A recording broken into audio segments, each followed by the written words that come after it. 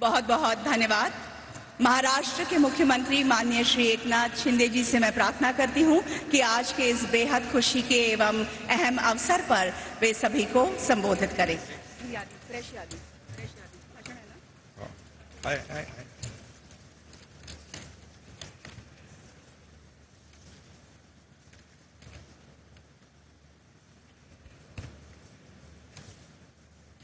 भारत जय श्रीराम। आजचा दिवस आपला स्वप्नपूर्तीचा आहे। आज देशातील सर्वात लांबीच्या सागरी सेतूचं आज लोकार्पण होतंय आणि या लोकार्पण प्रसंगी ज्यांच्या शुभ हस्ते होतंय ते आपल्या देशाचे गौरव मूर्ती, विश्वगौरव, लोकप्रिय आणि अतिशय कणकर असे प्रधानमंत्री नरेंद्र मोदी साहेबांचं मी आपल्या सगळ्यांच्या वतीने मनापासून स्वागत करतो।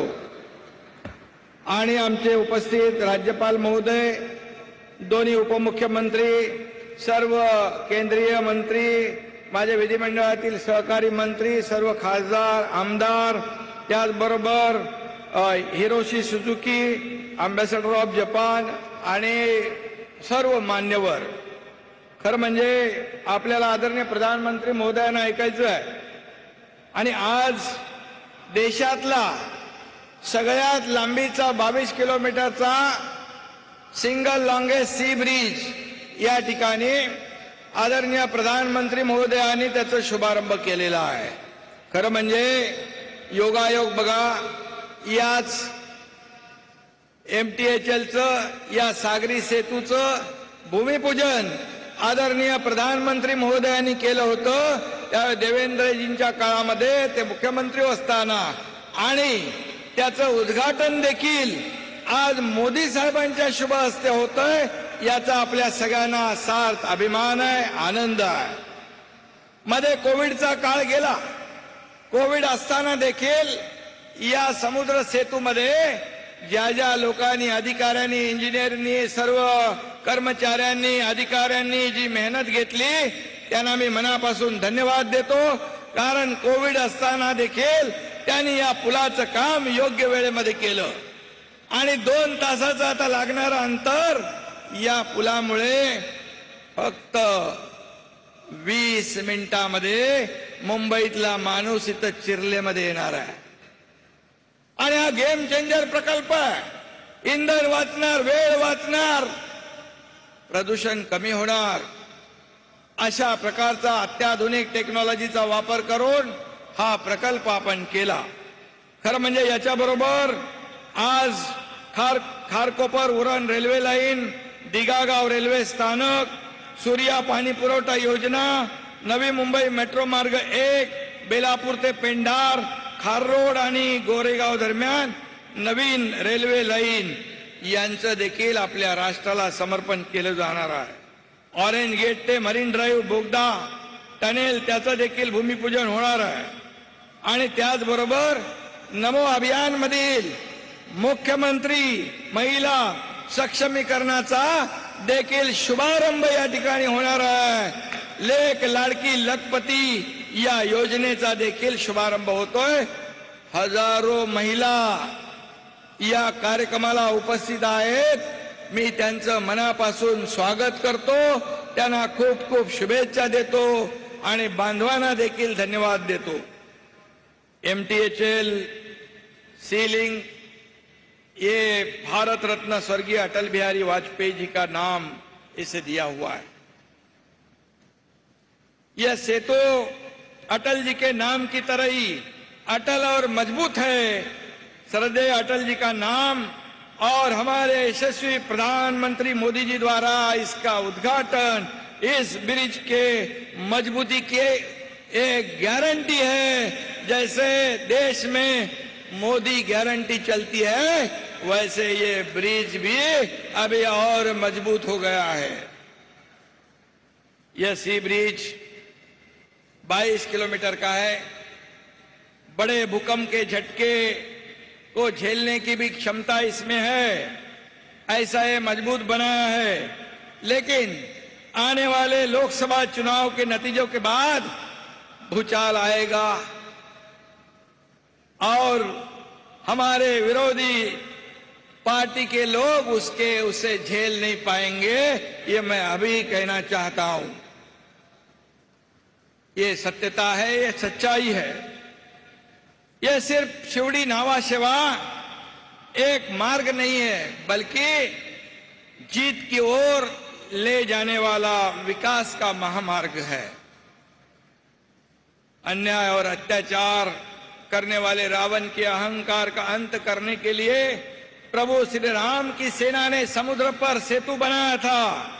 इस सागरी सेतु के निर्माण से उसी तरह अहंकारी लोगों का अहंकार भी चकनाचूर हो जाएगा। और मैं ये भी कहूंगा, जब महाराष्ट्र में विकास प्रकल्प के भूमि पूजन लोकार्पण को हम जब हमारे आदरणीय प्रधानमंत्री जी को बुलाते हैं, तो प्रधानमंत्री जी हमारा और महाराष्ट्र का उत्साह बढ़ाने के लिए समय हमें देते हैं और आते हैं, लोकार्पण करते हैं। और लोगों में काफी देखा कितना आपके प्रति प्यार है। इतनी महिलाएं, इतने हमारे भाई सब यहाँ उपस्थित है, रोड पे कितने खड़े थे। इतना प्रेम शायद इस देश में नहीं, बिल्कुल बल्कि दुनिया में किसी को भी नहीं मिलता होगा। और इसलिए ये विकास के जो विरोधी लोग हैं उनको हमेशा ये खटकता है, उनके पेट में दर्द होता है, लेकिन उनकी परवाह किए बिना हम सरकार का काम, विकास का काम आगे बढ़ा रहे हैं।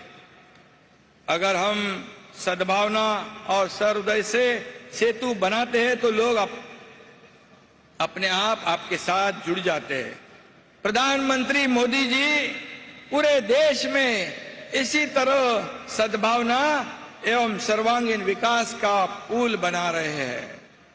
और इसीलिए इनके साथ अब की बार 400 पार के नारे को मजबूत करने के लिए हमारी भी एक बड़ी जिम्मेदारी बन चुकी है। और इसलिए मैं कहूंगा, मैं आप सबकी तरफ से कहूंगा कि फिर एक बार मोदी सरकार और महाराष्ट्र में अब की बार 45 पार, ये संकल्प लेकर हम आगे बढ़ रहे हैं। ये विकास के माध्यम से हम लोगों के सामने जाएंगे। जो विकास हमारी सरकार बनने से पहले रुक चुका था, उसमें रोडे डाले थे, स्पीड ब्रेकर थे, बंद था, उसे आगे बढ़ाने का काम मोदी जी के नेतृत्व वाली इस सरकार ने किया है।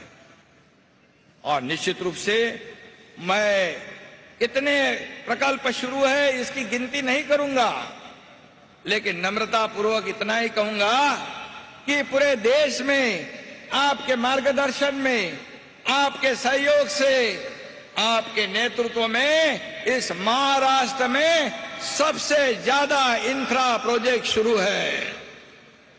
और लोगों के भलाई के लिए आज इस अटल सेतु से यह पूरी तीसरी मुंबई डेवलप हो जाएगी। या एयरपोर्ट है, या मुंबई पुणे कनेक्ट होगा, मुंबई गोवा कनेक्ट होगा, वसई विरार मल्टी मॉडल को कनेक्ट होगा, दिल्ली मुंबई का फ्रेट कॉरिडोर को भी कनेक्ट होगा। एक गेम चेंजर प्रोजेक्ट है। यह सिर्फ एक प्रकल्प नहीं, बल्कि एक अर्थव्यवस्था को पूरी तरह बदलने वाला प्रकल्प है। और इसलिए मैं इतना ही कहूंगा कि जो हमारे प्रस्ताव जाते हैं केंद्र में, बिल्कुल कटौती नहीं करते हुए वैसे के वैसे पूरी तरह मान्य होते हैं। इसलिए तो डबल इंजन की सरकार पूरी स्पीड से, गति से काम कर रही है। या मैं बताना चाहूंगा कि जो मुंबई अहमदाबाद बुलेट ट्रेन परियोजना, जो हमारे प्रधानमंत्री जी का बहुत ही पेट प्रोजेक्ट था, उसे भी रुकाया था। लेकिन जैसे हमारी सरकार आ गई, तो सब बाधाएं दूर हो गई। उसका भी काम लैंड एक्विजिशन हो या जो भी काम है उसे भी आगे बढ़ाने का काम हमें शुरू किया है। और निश्चित रूप से मोदी जी के नेतृत्व में देश की प्रगति बुलेट की गति से हो रही है, ये वास्तवता है। 50-60 सालों में जो नहीं कर पाए वो जो 9-9.5 सालों में मोदी जी ने करके दिखाया है। इसीलिए इस भारत का नाम पूरी दुनिया में अदब से लोग लेते हैं। ऐसे परिस्थिति में बड़े बड़े देशों की अर्थव्यवस्था चरमरा गई है, डगमगा गई है, लेकिन ऐसे परिस्थिति में हमारे भारत देश की अर्थव्यवस्था को एक नई ऊंचाई पे नया आयाम देने का काम आदरणीय प्रधानमंत्री जी ने किया है। इसलिए मैं उनको बहुत बहुत धन्यवाद देना चाहता हूं, उनका आभार व्यक्त करना चाहता हूं। ऐसा ही प्रेम महाराष्ट्र के साथ आगे आपका रहेगा, ये मुझे विश्वास है।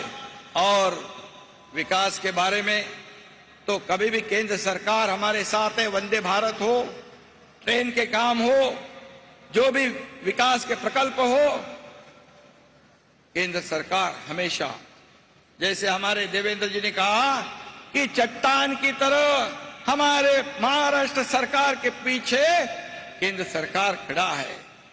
इसलिए मैं धन्यवाद देना चाहता हूं। आणि लेक लाडकी लखपती आणि आपल्या ज्या महिला बचत गटाच्या महिला आलेल्या आहेत, सीआरपी आहेत आणि हजारोंच्या संख्येने या ठिकाणी महिला भगिनी आल्यात, त्यांना देखील मी मनापासून धन्यवाद देतो, आपलेही आभार मानतो। आणि एक गोष्ट फक्त मी या ठिकाणी सांगू इच्छितो की देशामध्ये करोडो राम भक्तांचं जे स्वप्न होतं की अयोध्यामध्ये राम मंदिर झालं पाहिजे, हिंदू हृदय सम्राट बाळासाहेब ठाकरेंचं पण स्वप्न होतं राम मंदिर झालं पाहिजे। आज ते असते तर आदरणीय मोदी साहेबांचं त्यांनी मोकळ्या मनाने अभिनंदन केलं असतं। आणि म्हणून मैं कुटल्या शब्द मेरे पास शब्द नहीं है आभार व्यक्त करने के लिए, इसलिए मैं आपको सादर वंदन करता हूं, प्रणाम करता हूं। आणि मी आपल्या सगळ्यांना एकदा सांगतो, 2 मिनिटं सगळ्यांनी या अयोध्येमध्ये राम मंदिर निर्माण होत आहे यासाठी उभं राहून आदरणीय प्रधानमंत्रीनं मानवंदना द्यायची, टाळ्यांच्या गजरामध्ये उभं राहून सगळ्यांनी मानवंदना देऊन जय श्रीरामचा आपण घोषणा करूया, घोष करूया, जय श्रीराम।